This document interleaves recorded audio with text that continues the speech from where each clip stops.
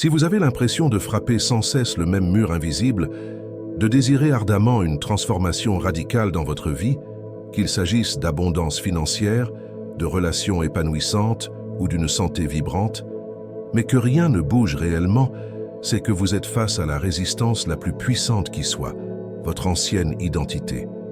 Votre réalité n'est pas simplement un ensemble d'événements aléatoires, c'est la manifestation parfaite et persistante de qui vous croyez être au plus profond de vous-même. Le secret pour opérer un véritable changement n'est pas d'agir différemment à l'extérieur, mais de devenir quelqu'un d'autre à l'intérieur. Ce processus de changement de réalité n'est pas de la magie, mais de la neuroscience appliquée à la spiritualité. Il exige une déconstruction intentionnelle de l'identité qui vous a mené ici, pour faire place à la version de vous-même qui est déjà alignée avec le futur que vous désirez. Vous devez dissoudre l'encre qui vous retient, celle qui est tissée de vos habitudes, de vos peurs familières et des histoires que vous vous racontez sur votre propre valeur et vos limites. L'univers ne répond pas à ce que vous voulez, il répond à qui vous êtes énergétiquement. Et si votre fréquence vibratoire est toujours celle de votre passé, vous ne récolterez que les échos de ce même passé.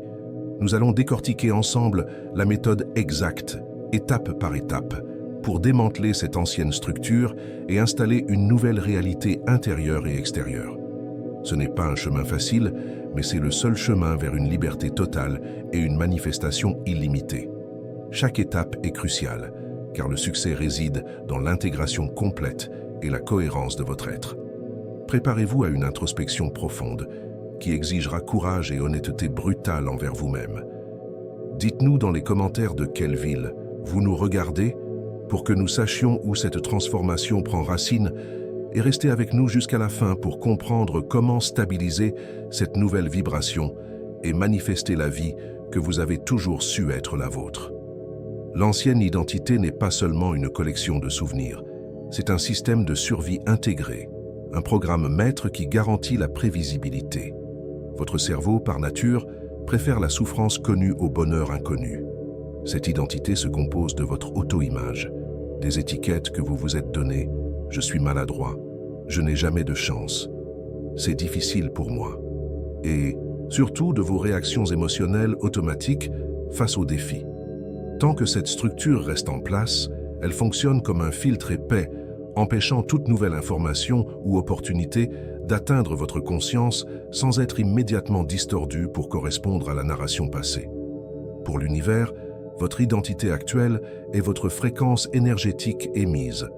Si vous vous définissez comme une personne en manque, l'univers ne peut répondre qu'en vous envoyant davantage d'expériences de manque, même si vous priez pour l'abondance.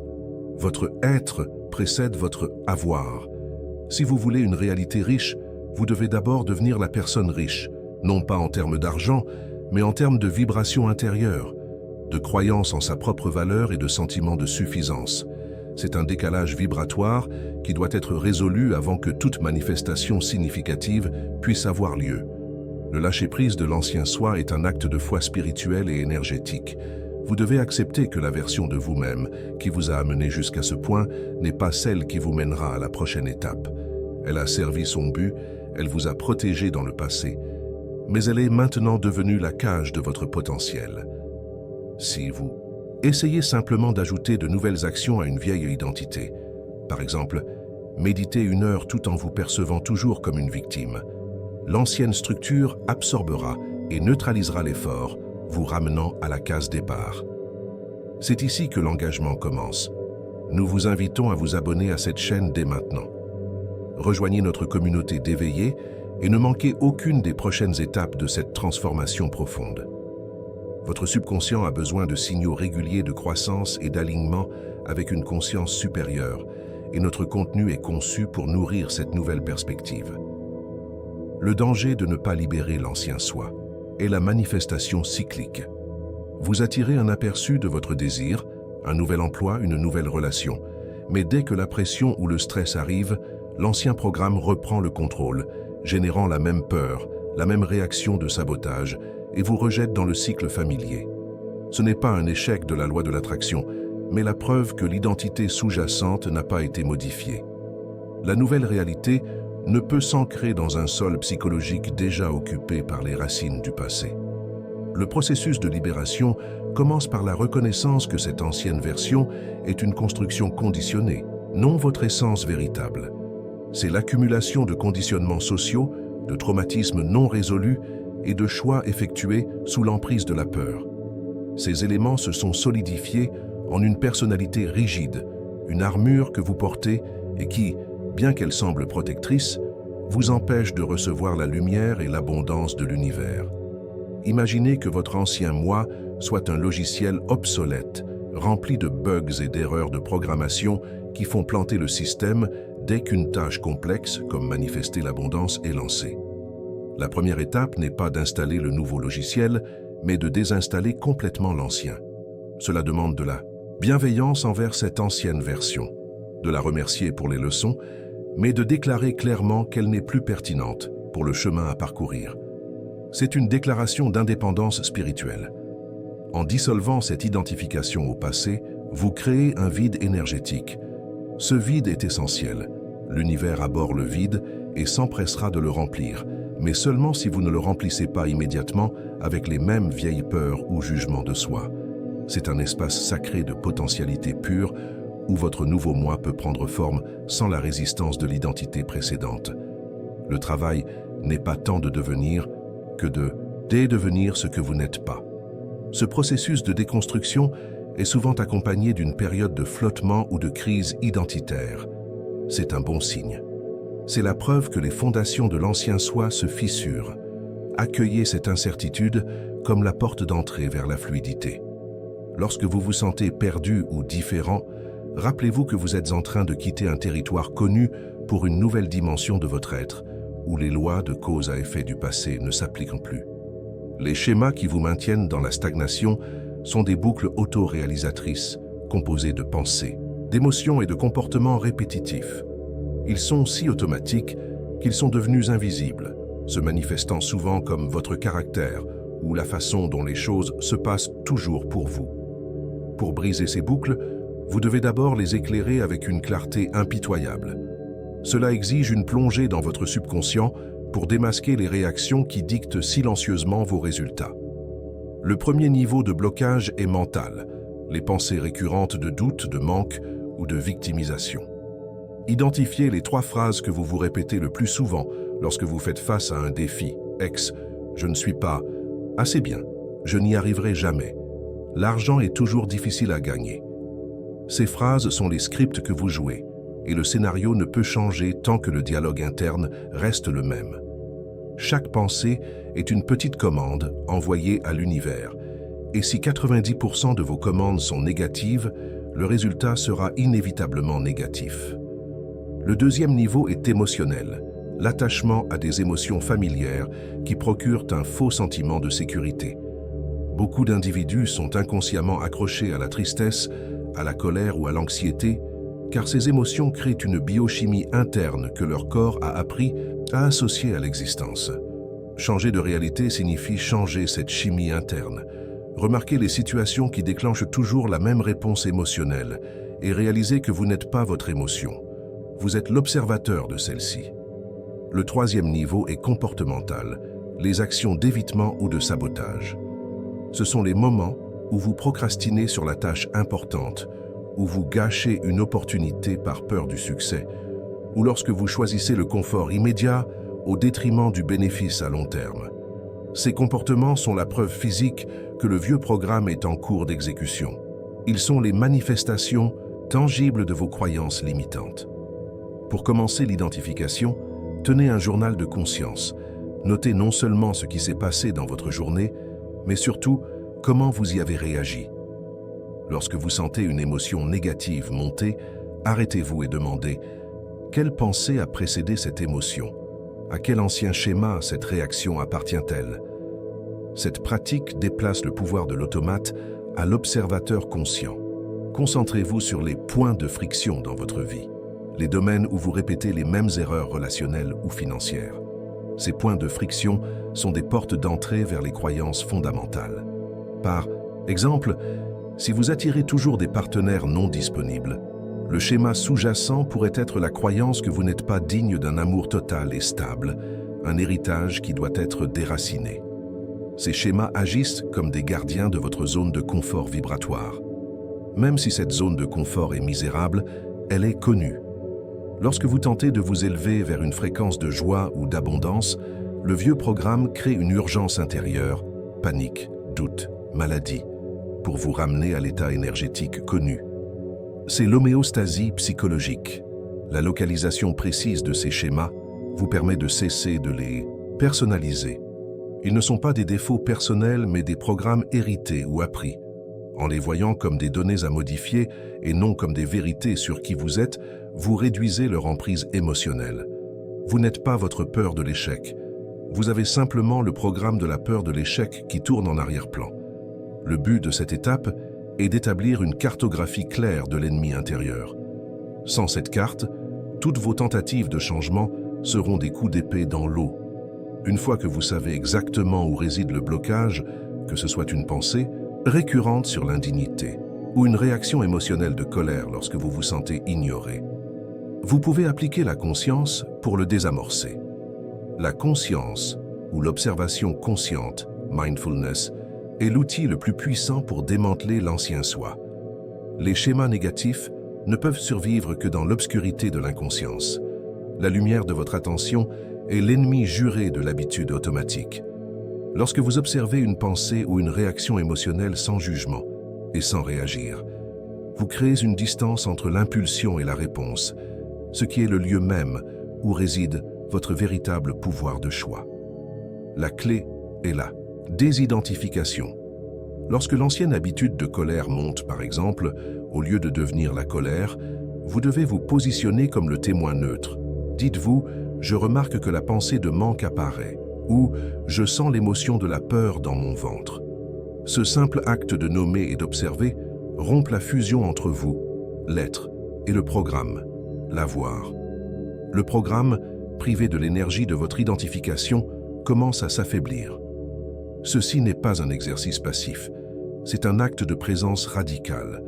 Vous devez vous entraîner à être dans l'instant présent, car l'ancien moi réside soit dans le regret du passé, soit dans l'anxiété du futur. Le nouveau moi, celui qui est en alignement avec l'abondance de l'univers, ne peut exister qu'ici et maintenant. En vous ancrant dans le moment, vous coupez l'alimentation énergétique des schémas qui dépendent du temps linéaire pour se manifester. L'observation consciente est la voie royale vers la neuroplasticité. Chaque fois que vous choisissez consciemment de ne pas suivre l'ancienne réaction, vous affaiblissez la vieille connexion neuronale. À l'inverse, chaque fois que vous choisissez une nouvelle réponse alignée avec la personne que vous voulez devenir, vous construisez et renforcez un nouveau circuit neuronal. C'est la répétition consciente du non-choix de l'ancien qui crée l'espace pour le nouveau. Quel schéma avez-vous le plus de mal à identifier et à observer? Partagez-le dans les commentaires ci-dessous. En le nommant publiquement, ou même juste à vous-même, vous retirez déjà une partie de son pouvoir. Engageons la conversation sur le pouvoir de l'observation. Le pouvoir de la conscience est qu'elle vous permet de faire l'expérience de la non-réaction. Dans l'espace entre le stimulus et la réponse, il y a un champ de pure possibilité. Plus cet espace est grand, plus votre liberté de choix est grande. Au début, l'espace sera minuscule, une fraction de seconde.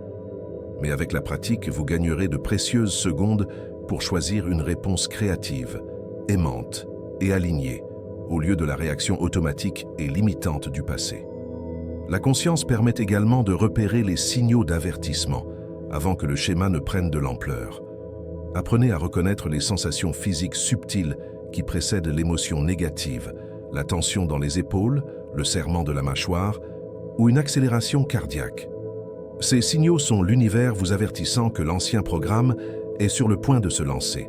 En intervenant à ce stade précoce, vous désactivez le cycle avant qu'il ne se manifeste en comportement destructeur ou en résultat indésirable. Adoptez une posture d'enquêteur scientifique face à vos propres pensées. La critique est la voix de l'ancien moi. L'enquête est la voix de la conscience. Au lieu de vous juger lorsque vous récidivez, demandez « Intéressant, qu'est-ce que ce schéma essaie de me dire ?» ou « De quelle peur est-ce que cela me protège ?»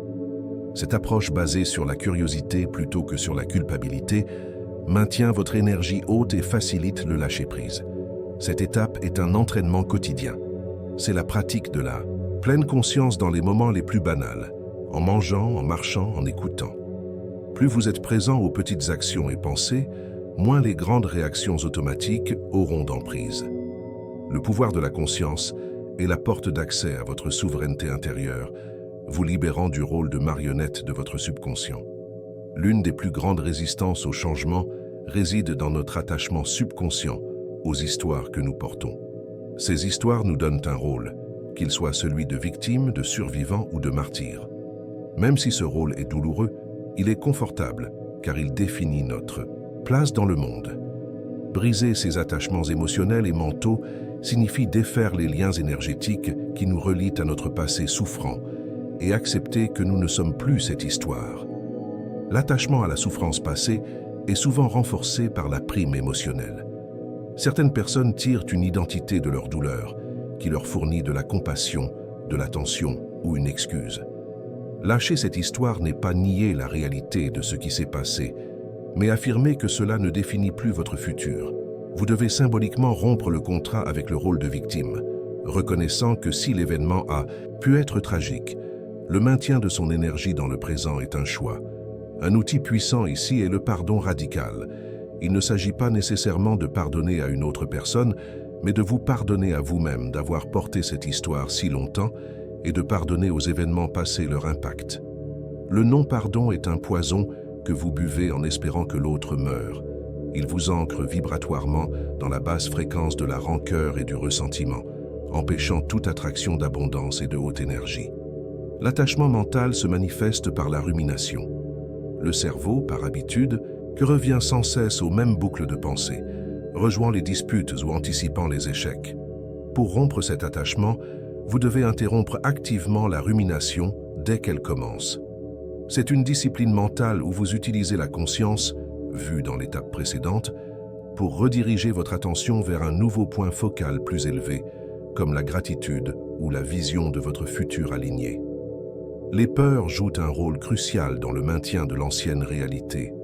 La peur de l'inconnu est moins terrifiante que la peur du succès, car le succès exige un nouveau comportement, de nouvelles responsabilités et une nouvelle identité. Identifiez la peur qui vous retient le plus. Peur de briller, peur d'être jugé, peur de perdre ce que vous gagnez, et affrontez-la comme un mensonge.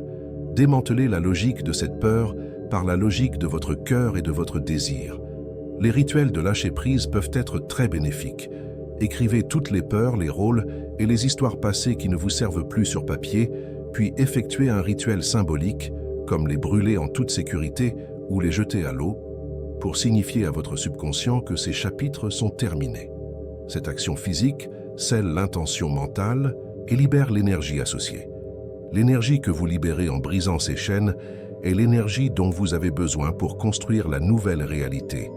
Chaque once de chagrin, de regret ou de ressentiment qui est abandonné devient une source de pouvoir pour la création future. C'est un transfert énergétique. L'énergie qui était consacrée à maintenir le passé est maintenant investie dans le futur. Il est essentiel de reconnaître que l'attachement est souvent déguisé en loyauté.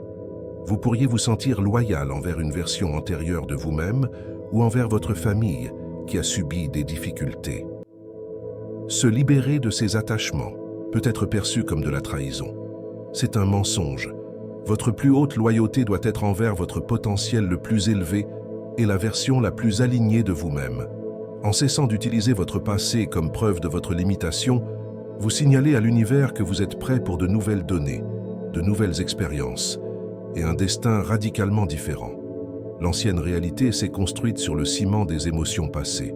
La nouvelle doit être construite sur la gratitude pour l'instant présent et l'enthousiasme pour le futur invisible. Une fois le sol dégagé de l'ancien soi, le véritable travail de construction commence. L'installation de la nouvelle identité. Il ne suffit pas de vouloir être abondant ou heureux. Vous devez incarner cette réalité au niveau cellulaire, avant même que les preuves extérieures n'apparaissent. C'est le saut quantique, devenir la cause de votre nouvelle réalité au lieu d'en attendre l'effet. L'incarnation se fait par la répétition ciblée de nouveaux états d'être, de nouvelles pensées et de nouveaux comportements. Commencez par définir clairement qui est cette nouvelle version de vous-même. Comment pense-t-elle quand elle est sous pression? Comment se sent-elle lorsqu'elle reçoit une nouvelle opportunité? Quel choix fait-elle au quotidien? Cette clarté est vitale pour que votre subconscient ait un nouveau manuel d'instruction précis. La méthode la plus puissante pour l'installation est la visualisation et l'élévation émotionnelle. Fermez les yeux et imaginez non seulement ce que vous voulez manifester, mais surtout comment vous vous sentez lorsque vous l'avez déjà. Sentez la gratitude, la joie, la confiance et la sérénité du vous futur. Maintenez cette émotion le plus longtemps possible.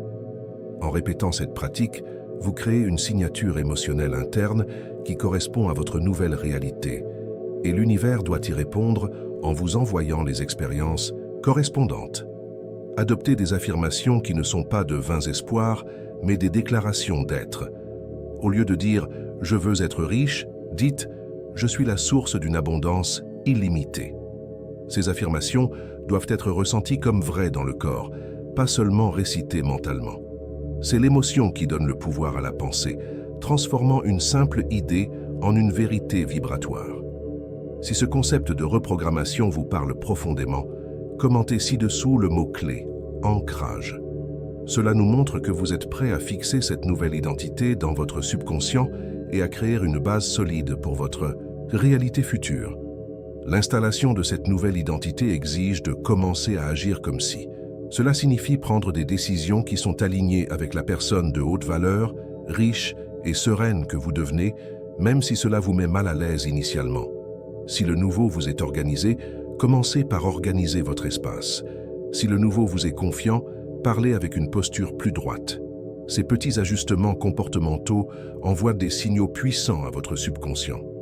Le désalignement émotionnel sera votre test. Lorsque l'ancien monde essaie de vous tirer vers le bas, par exemple un événement stressant, vous devez consciemment choisir la réponse de votre futur moi.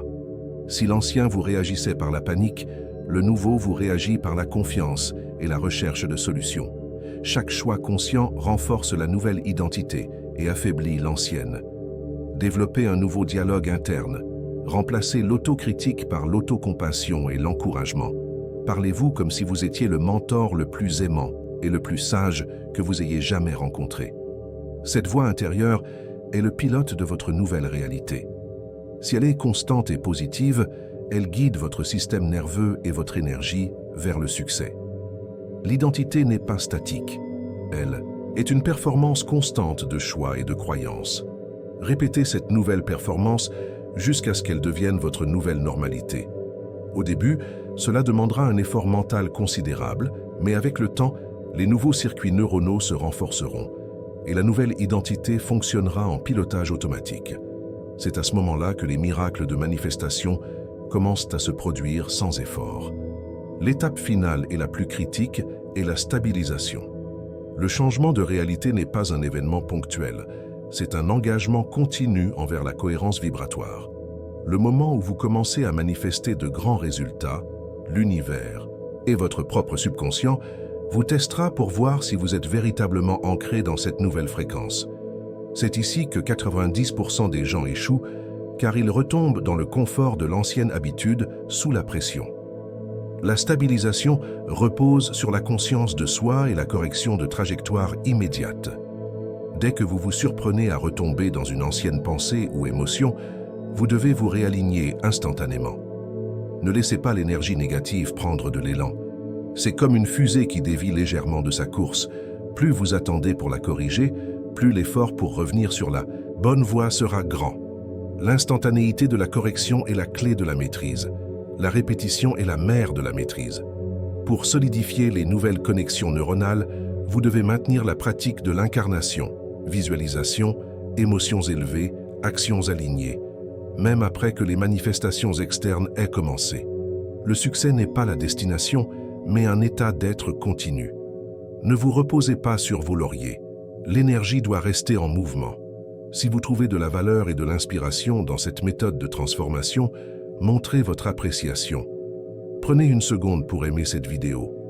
Votre engagement aide cette information vitale à atteindre ceux qui en ont le plus besoin et renforce l'énergie positive de cette communauté.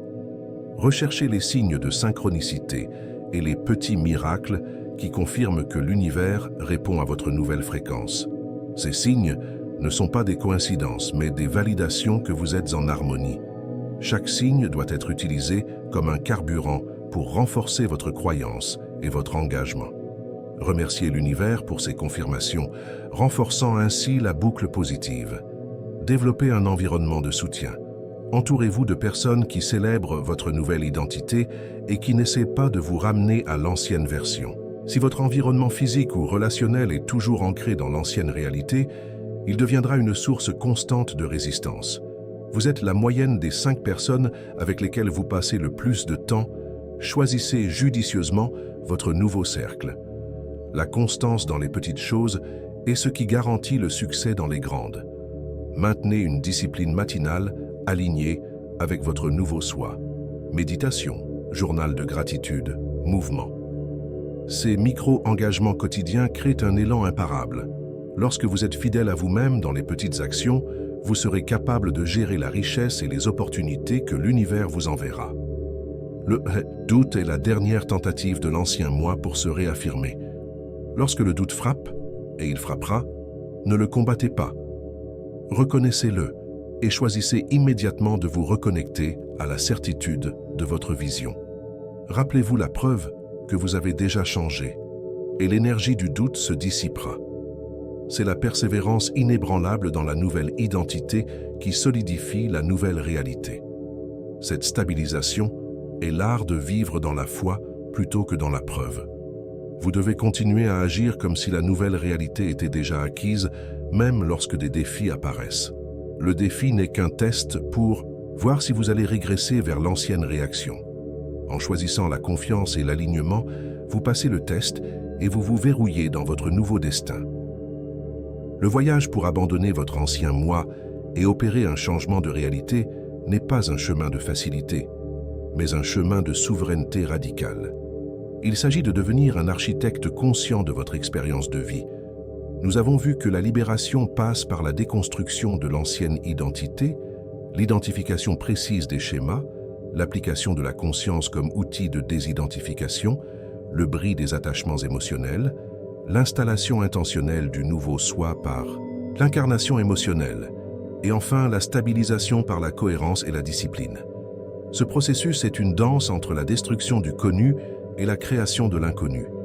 En vous engageant à devenir la version la plus élevée et la plus alignée de vous-même, vous ne changez pas seulement votre vie. Vous envoyez une nouvelle fréquence dans le champ quantique, attirant inévitablement l'abondance, les relations et les opportunités qui correspondent à votre nouvelle vibration. Rappelez-vous que vous êtes l'être illimité et que la seule chose qui vous a jamais limité était la croyance en votre ancienne histoire. Votre réalité est prête à se plier à votre nouvelle identité. L'univers attend simplement que vous vous montriez constant et aligné. Soyez courageux, soyez honnête et soyez sans compromis dans votre engagement envers votre transformation. Quelles sont les 3 actions que vous allez mettre en place dès aujourd'hui pour incarner votre nouveau soi? Prenez un moment pour réfléchir à cela. Si ce message a résonné avec vous et a allumé une étincelle de transformation, assurez-vous de vous abonner et d'activer la cloche de notification pour que nous puissions continuer ce voyage d'élévation ensemble. À la prochaine fois, continuez d'incarner votre magie.